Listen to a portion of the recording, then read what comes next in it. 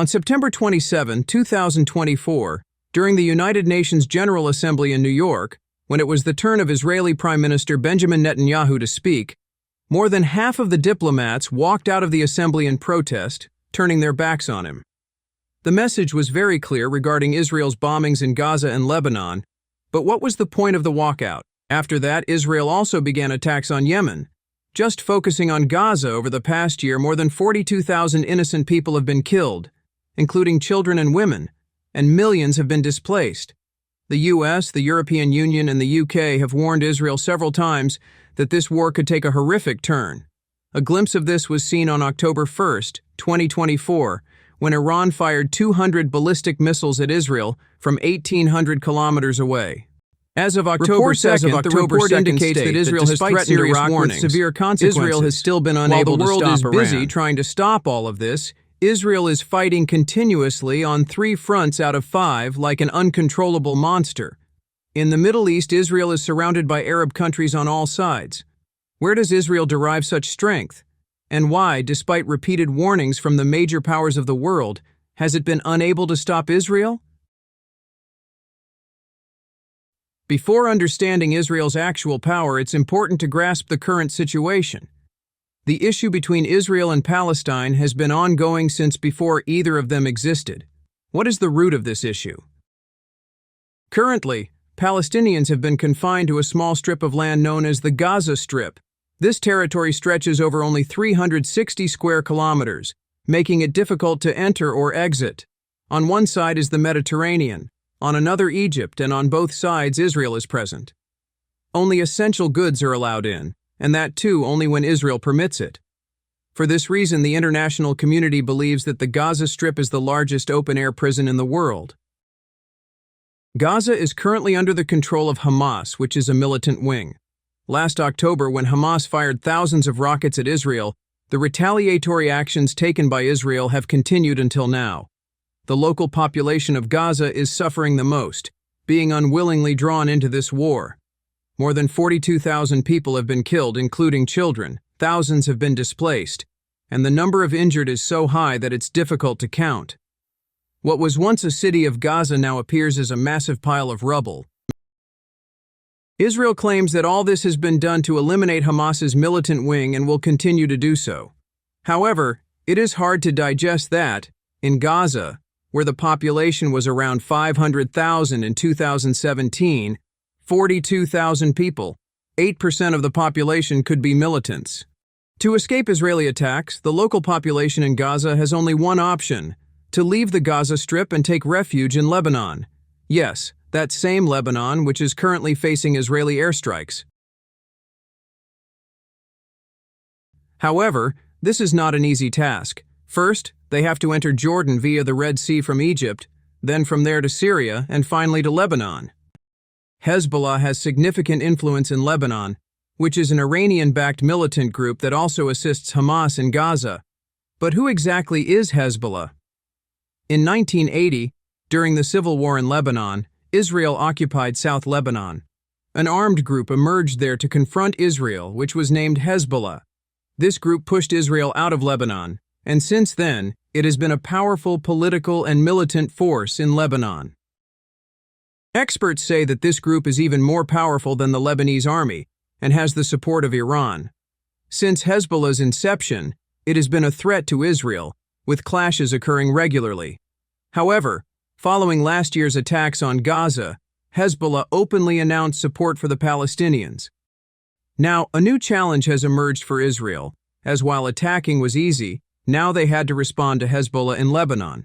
For a direct attack in Lebanon, Israel needed a significant reason. Experts believe this is why they orchestrated the attacks on September 17 and 18, 2024, when more than 3,000 Hezbollah pagers and radio sets exploded simultaneously. Hezbollah blamed Israel for this and fired several rockets at Israel. The moment Israel had been waiting for had arrived. The next day, it began airstrikes in South Lebanon, forcing thousands of people to leave their homes.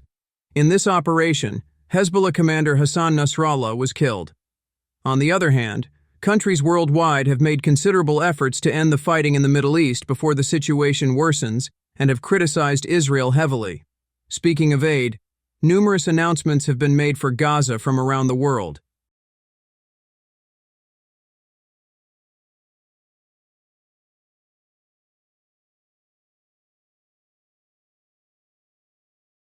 On March 7, 2024, U.S. President Joe Biden announced the establishment of a military port for aid in Gaza, and on the 27th of that year, U.S. aid of $53 million was announced.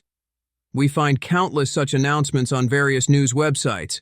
However, while most countries in the world are criticizing Israel, Israel is intensifying its attacks. What could be the reason that this small Israel, surrounded by Arab countries, is not coming under anyone's control? This issue has been raised 3 times in the United Nations Security Council in the past year. Different country representatives participate in the UN Security Council, and decisions on issues are made through voting, which the next country has to accept. However, on all 3 occasions when a ceasefire agreement was reached in the Security Council, the United States used its veto power to overturn that decision. Yes, the same America that announced millions of dollars in aid for Gaza. In June 2024, the U.S. itself filed a ceasefire agreement that was passed in the Security Council but was later vetoed. On one side, President Joe Biden claims that war is not in anyone's favor, while on the other hand, the U.S. has also exercised its veto powers in the UN. Not only that, but according to the Stockholm International Peace Research Institute, between 2019 and 2023, 69% of the weapons imported by Israel were sourced from the U.S. Moreover, the U.S. also provides $3.8 billion in military aid to Israel every year. This information is publicly available. People say that while the U.S. talks about stopping attacks on Gaza, it also supports Israel. This is why the war is increasing rather than decreasing, which could take a terrifying shape in the Middle East in the future.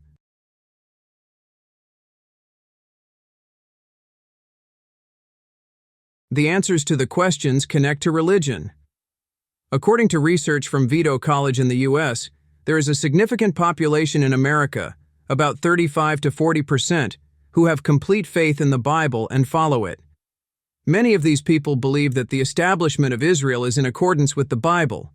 There is an organization in America whose purpose is to protect Israel and advocate for Jews.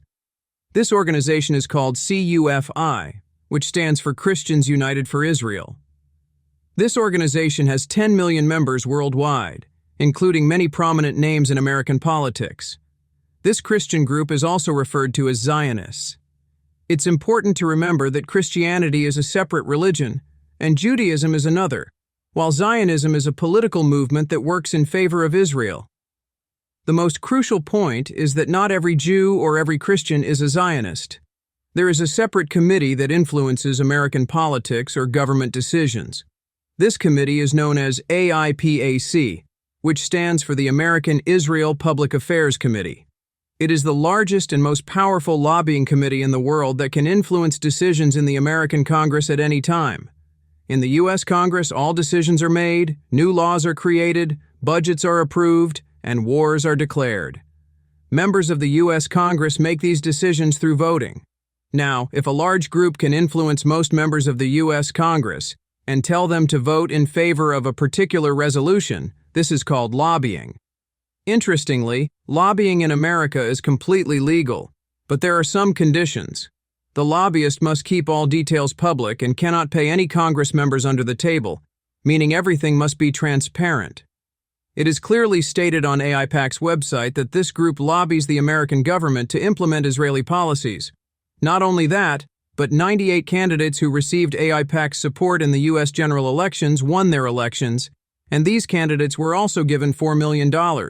This group not only implements pro-Israel policies in American politics, but also works to defeat those who are against Israel. Their website states that they have defeated 24 candidates who were against pro-Israel policies. AIPAC's support for Israel is now taking a frightening shape. What happened was that South Africa filed a case in the International Criminal Court, ICC, against Israel for bombing and human rights violations in Gaza. This court is part of the United Nations, but it is not under the direct control of America. On April 24, 2024, ICC Chief Prosecutor Karim Khan received a threatening letter from 12 U.S. senators stating that they had received reports that the ICC was about to issue arrest orders for Israeli Prime Minister Benjamin Netanyahu and other Israeli leaders. The letter warned that if the ICC took such action, the U.S. would impose severe sanctions against the ICC and ban visits to the U.S. for the prosecutor and their family. The letter explicitly stated, "If you target Israel, we will target you." And at the end of the letter it was mentioned, "You have been warned," along with the names and signatures of those 12 U.S. senators. Interestingly, AIPAC's website has a list of all the senators who are pro-Israel candidates and for whom funding is being raised.